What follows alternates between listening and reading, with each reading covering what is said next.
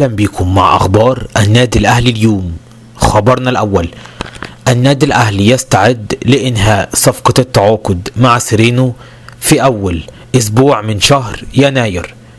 خرجت بعض الأخبار تؤكد على أن اللاعب الأوروغواياني سيرينو أصبح على أعتاب الانضمام للنادي الأهلي بداية من شهر يناير القادم، بل والنادي الأهلي يستعد لحسم هذه الصفقة على أقصى تقدير خلال أول أسبوع من شهر يناير، لأن النادي الأهلي يأمل في حسم صفقة سيرينو قبل لقاء الإياب في دور ال 32 لبطولة دوري أبطال أفريقيا لمنع مشاركة سيرينو في إياب دور 32 لدور الأبطال الأفريقي. لذا في ظل ضغط سيرينو على إدارة سان داونز للموافقة على رحيله للنادي الأهلي، فأن الفترة القادمة ستشهد حسم مفاوضات النادي الأهلي مع سيرينو على أقصى تقدير أول أسبوع من شهر يناير.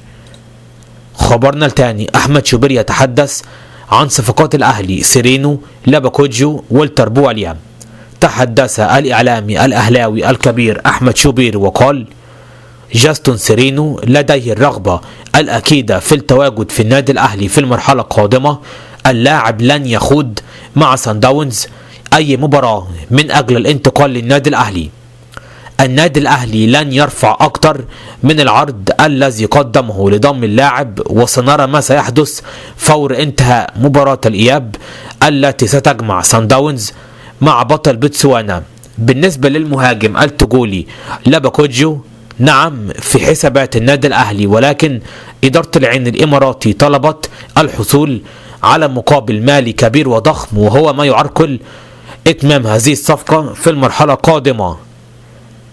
أما بالنسبة لولتر بواليا، هو أيضا ضمن حسابات الجهاز الفني بالنادي الأهلي، ولكن سيأتي بعد سيرينو ولاباكوجيو، يأتي في المرتبة الثالثة. خبرنا الثالث: أول رد من النادي الأهلي على كل ما يقال بشأن التعاقد مع اللاعب يوسف أوباما نجم الزمالك. نفى النادي الأهلي ما تردد في الآونة الأخيرة عن جلوس مسؤول النادي مع صانع ألعاب الزمالك يوسف أوباما. تقارير صحفية أكدت على أن مسؤول النادي الأهلي جلسوا مع أوباما عن طريق كهرباء لإقناعه بالانضمام للنادي الأهلي.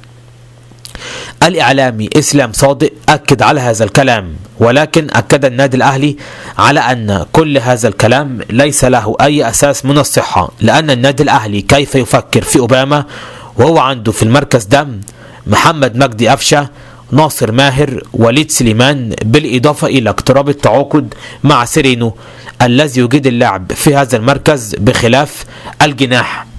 وبالتالي النادي الأهلي نفى كل ما يقال بشأن التعاقد مع أوباما. خبرنا الرابع: استمرار إيجابية عينة موسيماني بعد مسحة الوباء العالمي. رسميا أكد النادي الأهلي على أن المسحة الطبية الأخيرة التي خضع لها الجنوب أفريقي موسيماني أثبتت إيجابية العينة واستمرار معاناته من الوباء العالمي.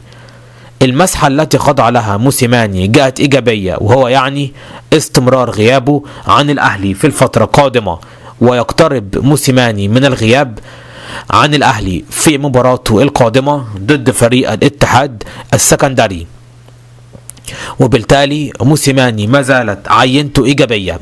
خبرنا الخامس: سيد عبد الحفيظ، برنامجنا لم يتغير بعد تأجيل مباراة الزمالك. قال سيد عبد الحفيظ: الفريق أغلق مؤقتا صفحة أفريقيا من أجل التركيز على لقاء الاتحاد. نسعى لمواصلة الانتصارات في الدوري بعد الفوز في أول جولتين. الفريق كان قد وضع برنامجه قبل العودة من النيجر استعدادا لمواجهة الزمالك، وهذا البرنامج لم يتغير رغم تأجيل القمة، لأن طرف المباراة فقط هو الذي تغير، والأهلي سيخوض مواجهة قوية ضد الاتحاد في نفس اليوم.